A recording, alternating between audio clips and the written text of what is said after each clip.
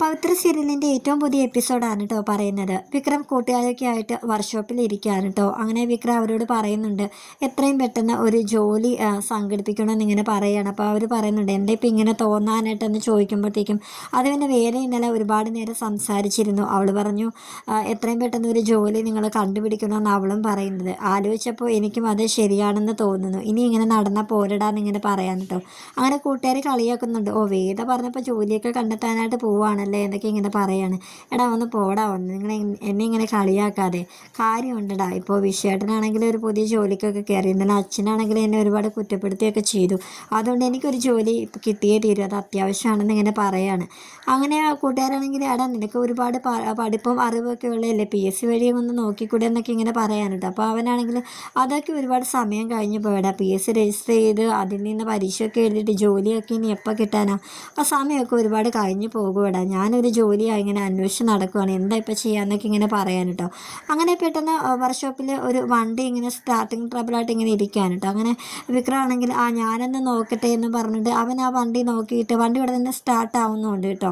അപ്പോൾ കൂട്ടുകാർ പറയുന്നുണ്ട് എടാ നീ എന്തിനാ വേറെ ജോലിക്കൊക്കെ അന്വേഷിച്ച് പോകുന്നത്, നിനക്ക് അത്യാവശ്യം വണ്ടിയൊക്കെ റെഡിയാക്കാനായിട്ട് അറിയാമല്ലോ, നീ ഈ വർക്ക്ഷോപ്പിൽ തന്നെ ഞങ്ങളുടെ ഒപ്പം കൂടെടാ, ഒരു കാര്യം ചെയ്യണം നല്ലൊരു ദിവസം നോക്കിയിട്ട് നീ ഇങ്ങോട്ട് ഇറങ്ങുന്നതൊക്കെ ഇങ്ങനെ പറയണം. അപ്പോൾ വിക്രം ആലോചിച്ചപ്പോൾ അത് ശരിയാണല്ലോ, എന്നാൽ ഞാൻ അടുത്ത ദിവസം നോക്കിയിട്ട് ഇങ്ങോട്ടേക്ക് ഇറങ്ങാനായിട്ട് നോക്കാം ജോലിക്കായിട്ട്, അത് നല്ലൊരു തുടക്കം ആവട്ടെ അല്ലേ എന്നൊക്കെ ഇങ്ങനെ പറഞ്ഞുകൊണ്ട് നിൽക്കാൻ കേട്ടോ.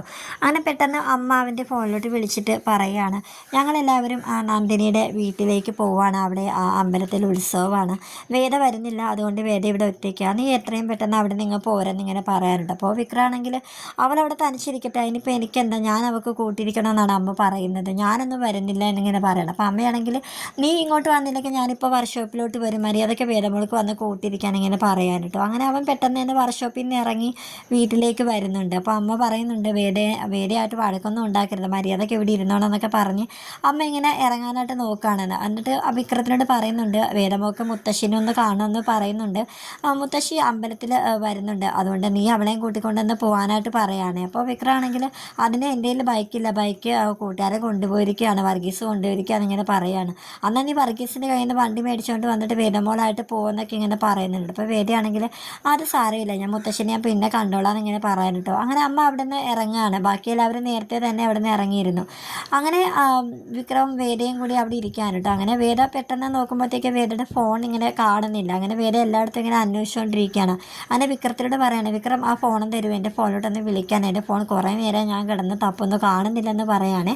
അപ്പോൾ വിക്രമാണെങ്കിൽ ഓ എൻ്റെ ഫോണൊന്നും ഞാൻ തരുന്നില്ലെന്ന് പറയാം. അപ്പോൾ അവൾ നിർബന്ധിക്കുകയാണ് ഒന്ന് താ വിക്രം പ്ലീസ് എന്ന് പറയുമ്പോൾ അവനിങ്ങനെ ഫോൺ അവൻ്റെ പോക്കറ്റിൽ നോക്കുമ്പോഴത്തേക്കും അയ്യോ ഞാനും എൻ്റെ ഫോൺ വർക്ക്ഷോപ്പിൽ നിന്ന് എടുക്കാൻ മറന്നല്ലേ, ഇനിയിപ്പോൾ എന്താ ചെയ്യാൻ ഇങ്ങനെ പറയാനുണ്ടോ. അങ്ങനെ വേദയാണെങ്കിൽ അവൻ്റെ ഫോണും കൂടെ കാണുന്നില്ലല്ലോ എന്ന് പറഞ്ഞിട്ട് ഇങ്ങനെ പൊട്ടിച്ചിരിക്കുകയാണ് കേട്ടോ വേദ. അങ്ങനെ വിക്രമാണെങ്കിൽ എന്നാൽ നിൻ്റെ ഫോൺ ഒന്ന് തപ്പാം, ഇവിടെ തന്നെ കാണും, എന്നിട്ട് എൻ്റെ ഫോണിട്ടൊന്ന് വിളിക്കാമല്ലോ എന്ന് പറഞ്ഞ് രണ്ടുപേരും കൂടി വേദയുടെ ഫോൺ ഇങ്ങനെ അന്വേഷിക്കുകയാണ് കേട്ടോ. അങ്ങനെ പിന്നെ മുറിയിൽ ചെല്ലുമ്പോഴത്തേക്കും അച്ഛൻ്റെ അമ്മയുടെ മുറിയുടെ അകത്ത് നിന്നാണ് വേദയുടെ ഫോൺ കിട്ടുന്നത്.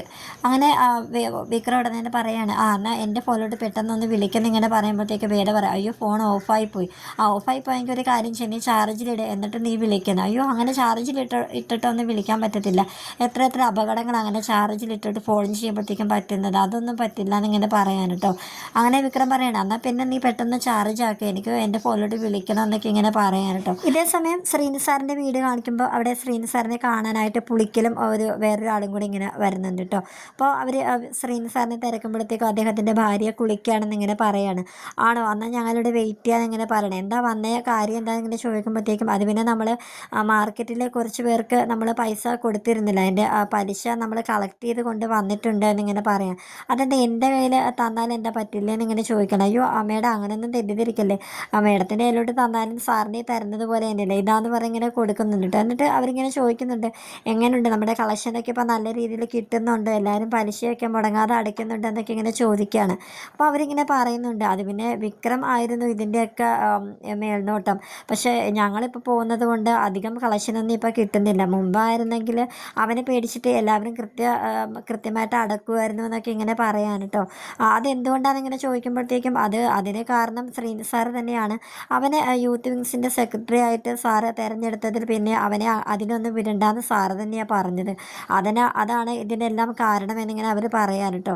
അങ്ങനെ ശ്രീനി സാറിനോട് അദ്ദേഹത്തിൻ്റെ ഭാര്യ ഇങ്ങനെ പറയുകയാണ്, നിങ്ങളെന്തിനാ വിക്രത്തിനെ അതിൽ നിന്നൊക്കെ മാറ്റി ഇരുത്തിയിരിക്കുന്നത്, അവനെ അങ്ങനെ യൂത്ത് വിങ്സിൻ്റെ സെക്രട്ടറി ആയിട്ട് തിരഞ്ഞെടുത്തെന്നും പറഞ്ഞുകൊണ്ട് നമ്മുടെ കാര്യങ്ങളൊക്കെ നടക്കണ്ടേന്നൊക്കെ ഇങ്ങനെ അദ്ദേഹത്തിനോട് പറയുന്നുണ്ട് കേട്ടോ. അങ്ങനെ വിക്രത്തിനെ എത്രയും പെട്ടെന്ന് വീട്ടിലേക്ക് വിളിക്കണം, അന്ന് പിന്നെ ഒരു പെണ്ണ് കേസ് ആയതുകൊണ്ടാണ് ഞാൻ അവനിൽ നിന്ന് ഇത്തിരി അകന്ന് നിൽക്കണം എന്നൊക്കെ നിങ്ങളോട് പറഞ്ഞത്, ഇനി അവനെ അകറ്റി നിർത്തണ്ട എന്നൊക്കെ ഇങ്ങനെ പറയാനുണ്ട്. അപ്പോൾ അദ്ദേഹമാണെങ്കിൽ എന്നാൽ ഞാൻ അവനെ ഒന്ന് വിളിച്ച് നോക്കാമെന്ന് പറഞ്ഞിട്ട് അവൻ്റെ ഫോണിലോട്ട് ഇങ്ങനെ വിളിക്കുന്നുണ്ട് കേട്ടോ. പക്ഷേ അവൻ്റെ ഫോൺ വർക്ക്ഷോപ്പിൽ വെച്ച് മറന്ന് വെച്ചിരിക്കുന്നത് കൊണ്ട് വിളിക്കുമ്പോഴത്തേക്ക് റിങ് മാത്രമേ പോകുന്നുള്ളൂ. അപ്പോൾ അദ്ദേഹം പറയുകയാണ്, അയ്യോ അവനെ വിളിച്ചിട്ട് എടുക്കുന്നില്ലല്ലോ, എന്തായിരിക്കും, എന്തായാലും ഒരു കാര്യം ചെയ്യാം, ഞാൻ പുള്ളിക്കനെ വർക്ക്ഷോപ്പിലോട്ട് വിടാം, അവനൊന്ന് പോയി അന്വേഷിച്ചിട്ട് അവനെ കൂട്ടിക്കൊണ്ട് വരട്ടെ എന്നൊക്കെ ഇങ്ങനെ പറയാൻ കേട്ടോ. ഈ സമയം വിക്രത്തിൻ്റെ അച്ഛൻ വീട്ടിലോട്ട് വരുന്നുണ്ട് കേട്ടോ. അപ്പോൾ വിക്രവും വേദയും മുറിയിലായതുകൊണ്ട് അദ്ദേഹം ഇവരെ കാണുന്നില്ല. അപ്പോൾ അദ്ദേഹത്തിൻ്റെ കയ്യിൽ ഒരു ചാക്ക് ഉണ്ടായിരുന്നു, അത് വെക്കാനായിട്ട് അദ്ദേഹം വന്നതാണ് കേട്ടോ.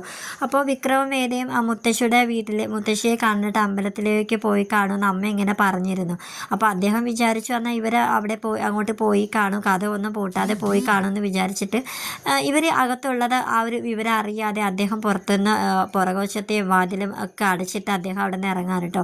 അങ്ങനെ വാതിലേക്ക് ചെന്ന് ഓട്ടയുടെ ശബ്ദം കേൾക്കുമ്പോഴത്തേക്കും വേദ വന്നിങ്ങനെ നോക്കുന്നുണ്ട്. അപ്പോൾ അച്ഛനിങ്ങനെ പൂട്ടിയിട്ട് പോയിട്ട് അവൾ കാണാണ്ടിട്ട് അവളെ കിടന്ന് വിളിക്കുകയാണ്, അച്ഛ പോവില്ല, ഞങ്ങൾ അകത്തുണ്ടെന്ന് ഇങ്ങനെ വിളിച്ച് പറയുന്നുണ്ടെങ്കിൽ അദ്ദേഹം അത് കേൾക്കാതെ പോവാൻ കേട്ടോ. ഇനിയിപ്പോൾ എന്ത് ചെയ്യുന്നു പറഞ്ഞ വിഷമത്തോടെ വേദ ഇങ്ങനെ മുറിയിൽ ഇങ്ങനെ തലയ്ക്ക് കൈയും കൊടുത്ത് ഇങ്ങനെ ഇരിക്കാനുണ്ട്. ഇതൊന്നും അറിയാതെ വിക്രം കുളിച്ചുകൊണ്ട് ഇങ്ങനെ ഇരിക്കുകയാണ്. അമ്മയോടാണെങ്കിൽ അച്ഛൻ ചെന്ന് പറയുന്നുണ്ട്, വേദയും വിക്രവും കൂടി എവിടേക്കോ പോയിട്ടുണ്ട്, കഥയൊക്കെ തുറന്നിട്ടിട്ടാണ് പോയത്, ആ കുട്ടിക്കും ഇപ്പോൾ അവൻ്റെ കൂടെ കൂടി ഒരു വകതിരിവ് ഇല്ലാതായെന്നൊക്കെ ഇങ്ങനെ അമ്മയോട് പറയാനുണ്ട്. അപ്പോൾ അമ്മ പറയുന്നുണ്ട്, ഇല്ല വേദമോൾ ഒരിക്കലും അങ്ങനെ ചെയ്യത്തില്ല, ആ കുട്ടി അങ്ങനെ അടിക്കാതെ ഒന്നും പോകത്തില്ലല്ലോ മാഷേന്ന് ഇങ്ങനെ പറയണം. എന്തായാലും കുഴപ്പമില്ല, വിക്രത്തിൻ്റെ കയ്യിൽ വേറൊരു താക്കോലുണ്ട്, അത് വെച്ച് തുറന്ന് അവർ രണ്ടിനും അകത്ത് കയറിക്കോളും എന്നിങ്ങനെ പറയാൻ കേട്ടോ. പുള്ളിക്കാരെ വർക്ക്ഷോപ്പിൽ ചെന്നിട്ട് വിക്രത്തിനെ അന്വേഷിക്കുന്നുണ്ട്. അപ്പോൾ അവരും അവരുടെ ഫോണിൽ നിന്ന് വിക്രത്തിനെ വിളിക്കുന്നുണ്ട് കേട്ടോ. പക്ഷേ ഫോൺ വർക്ക്ഷോപ്പിൽ ഇരിക്കുന്ന കാര്യം ആരും അറിയുന്നില്ല, കാരണം ഫോൺ സൈലൻറ്റിൽ ഇരിക്കുകയാണ്. അപ്പോൾ അവർ വിക്രം ഫോൺ എടുക്കാത്ത എന്താണെന്നിങ്ങനെ കാര്യത്തെ പറ്റിയൊക്കെ ഇങ്ങനെ സംസാരിക്കുകയാണ്. പിന്നെ ശ്രീനി സാറ് അവനെ കുറച്ച് അകറ്റി നിർത്തിയ കാര്യത്തെ പറ്റിയൊക്കെ അവർ പറയുന്നുണ്ട് കേട്ടോ. എന്തായാലും പെണ്ണ് കേസിൽ കുടുങ്ങിയെന്നും പറഞ്ഞുകൊണ്ട് സാർ അവനെ അകറ്റി നിർത്തിയതൊന്നും ശരിയായില്ലെന്നൊക്കെ അവരിങ്ങനെ കൂട്ടുകാരൊക്കെ ഇങ്ങനെ പറഞ്ഞു കൊടുക്കുകയാണ്. അങ്ങനെയാണ് ഇന്നത്തെ എപ്പിസോഡ് വൈൻഡപ്പ് ചെയ്തിരിക്കുന്നത്. നമുക്ക് പുതിയ എപ്പിസോഡ് വെയിറ്റ് ചെയ്തിരിക്കാം. Tata bye bye, see U.